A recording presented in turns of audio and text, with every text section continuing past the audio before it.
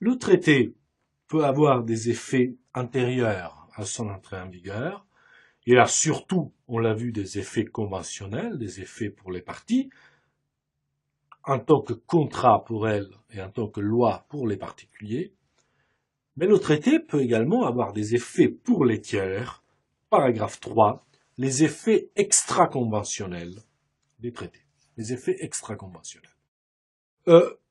C'est la question des effets des traités à l'égard des États et organisations internationales qui ne sont pas parties. Ça ne concerne pas les particuliers pour qui le traité, de toutes les façons, fonctionne comme une loi.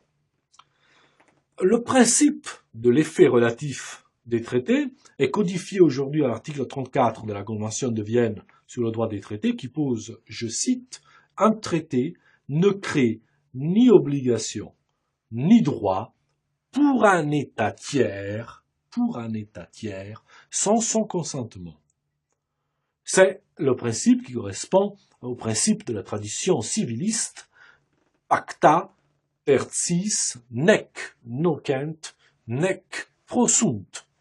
Les pactes pour les tiers, ils ne nuisent pas aux tiers, ni leur profitent. Tout simplement, pour les tiers, le traité est res inter alios acta, une chose faite entre d'autres, entre autrui, donc ne concerne pas les tiers.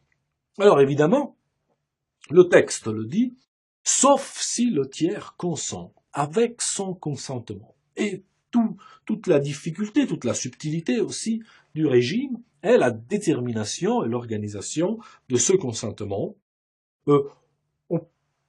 On peut d'abord envisager l'hypothèse un peu de cette limite à l'effet extraconventionnel des traités qui résulte d'une éventuelle offre faite dans le traité d'extension extraconventionnelle. Qu'est-ce qui se passe si dans le traité on veut offrir la possibilité d'une participation des tiers, d'un régime concernant les tiers?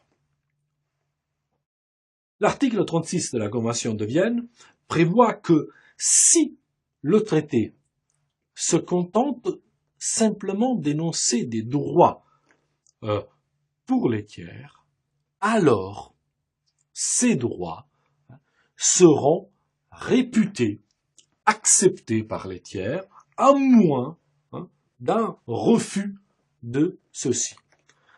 C'est l'hypothèse de la stipulation pour autrui proprement dite, vraiment du régime en faveur du tiers, qui est réputé l'accepter. Mais il peut le refuser. Simplement, il est réputé l'accepter car il est avantageux.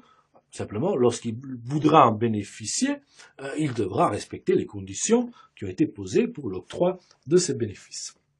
En revanche, l'article 35 de la Convention de Vienne vise l'hypothèse différente où le traité prévoit des obligations pour les tiers ou en réalité un régime pour les tiers qui comporte des droits et des obligations, des avantages et des inconvénients. Dans cette hypothèse, l'accord ne peut avoir d'effet pour le tiers que si celui-ci l'accepte expressément par écrit. On est donc vraiment, cette fois-ci, de façon très claire, de la figure de l'accord collatéral, de l'accord écrit collatéral qui vient se greffer sur l'accord principal. Dans la pratique, les difficultés apparaissent souvent lorsqu'on essaye de remettre en cause un régime qui a été offert aux tiers. On connaît l'affaire célèbre qui a suscité l'arrêt rendu par la Cour permanente de justice internationale en 1932 de l'affaire des zones franches de la Haute-Savoie et du pays de Gex, entre la France et la Suisse, dans laquelle la Cour permanente a précisément refusé qu'on remette en cause unilatéralement un régime qui avait été étendu aux tiers. Alors, le droit coutumier prévoit que si des droits ont été accordés aux tiers, s'il ne s'agit que de droits, Alors le principe est qu'ils peuvent être révoqués unilatéralement, c'est-à-dire sans l'accord du tiers, à moins que, ils puissent être établis à partir de l'accord notamment initial, que une volonté contraire d'un régime irrévocable unilatéralement s'était manifestée, ou peut être établie.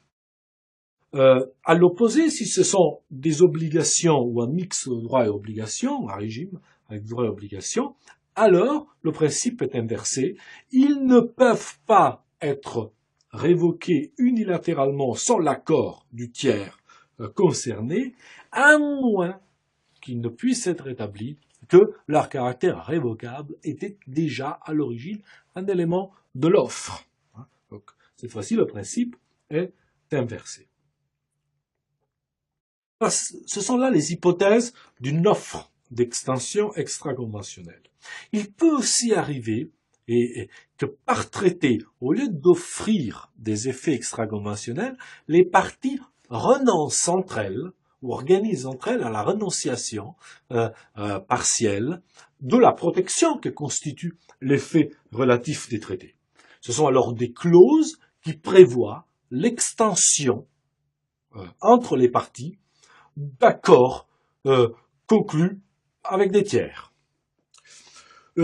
C'est notamment l'hypothèse de ce qu'on appelle la clause de la nation la plus favorisée, qui a une très grande importance pratique, la clause de la nation la plus favorisée, dans deux systèmes différents, les systèmes bilatéraux et les systèmes multilatéraux.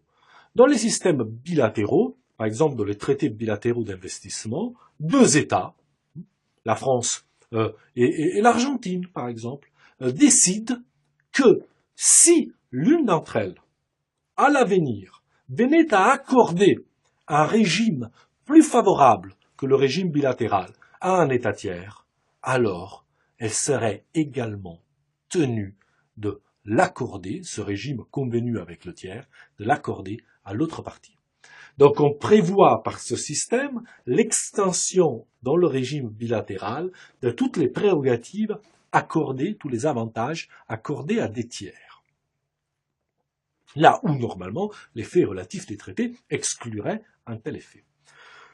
Dans le cadre multilatéral, par exemple au sein de l'OMC, dans le cadre du GATT, depuis l'origine du reste, depuis 1947, et aujourd'hui dans le cadre de l'OMC, dans le GATT, pour la circulation internationale de marchandises, il est prévu, mais avec un régime qui organise des consultations périodiques, il est prévu que si des accords tarifaires sont consentis à l'intérieur des États partis au GATT, à l'intérieur du régime multilatéral, mais sont consentis au profit de telle ou telle autre partie, alors ils doivent être généralisés, ils doivent être offerts à toutes les autres parties.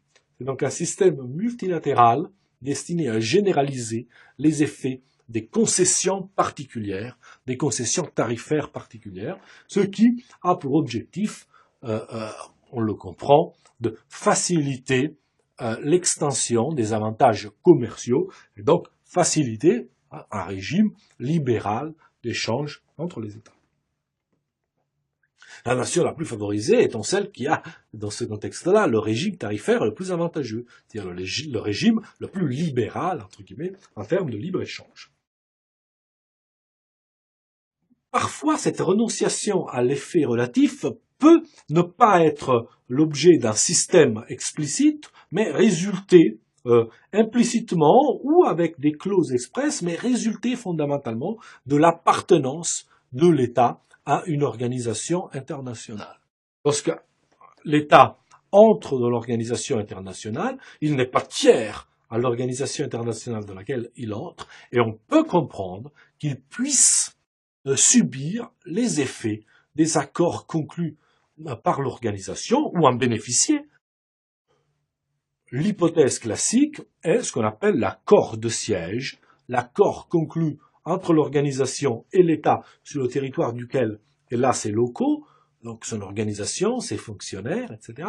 Dans cet accord, il y a des dispositions qui vont protéger les délégations de tous les États partis, et tous les États partis pourront en bénéficier alors même qu'ils n'ont pas conclu l'accord de siège. L'accord de siège est conclu entre l'organisation et l'État du siège.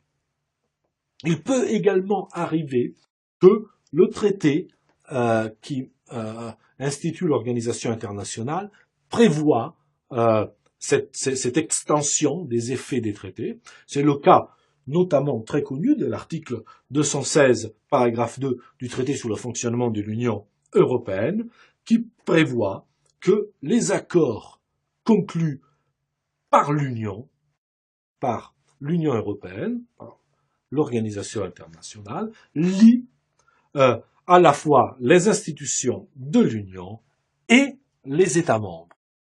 Ici, c'est par disposition expresse qu'on généralise un effet qu'on retrouve dans les autres organisations internationales, notamment dans le contexte des accords de siège. Dans les deux cas, il s'agit de dérogation à l'effet relatif des traités.